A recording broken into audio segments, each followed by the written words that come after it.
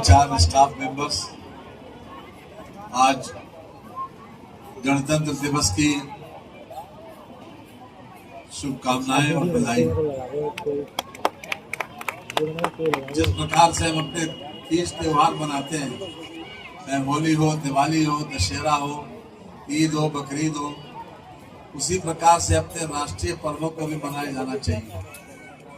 इसमें एक तो हमारी राष्ट्र प्रेम की जो भावना है वो मजबूत होती है और नई पीढ़ी को उसके बारे में जानकारी मिलती है कि हम क्यों मना रहे हैं। 26 जनवरी हम इसलिए मनाते हैं कि इस देश का संविधान जो बाबा साहब भीमराव अम्बेडकर जी ने तैयार किया, वो आज से 76 वर्ष पहले लागू किया गया था।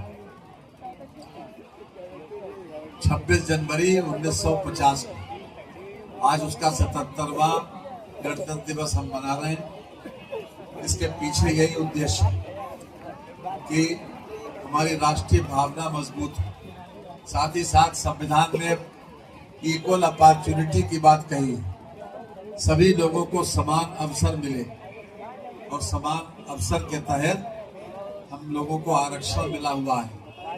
संविधान प्रदत्त SC ST का आरक्षण है और बाद में ये महसूस किया कि जो पिछड़े वर्ग हैं उनको भी अवसर की समानता के आधार पर 27% का आरक्षण सरकारी सेवाओं में दिया गया।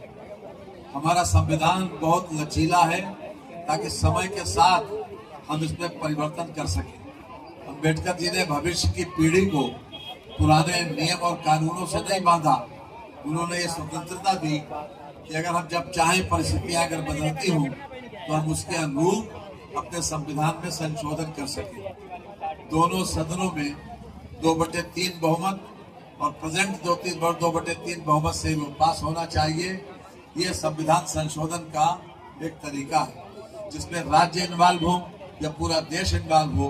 उन विषयों में आधे राज्य भी उसको पास करें।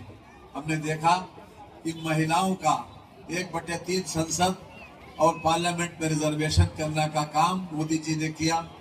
हमने ये भी देखा कि जो इकोनॉमिकली वीकर सेक्शंस हैं, जो कमजोर है आर्थिक रूप से, उनको भी 10% का आरक्षण हमारे प्रधानमंत्री जी ने लोकसभा और विधानसभा से पास करा कर दिया और उसमें आधे राज्यों की सहमति भी जरूरी थी।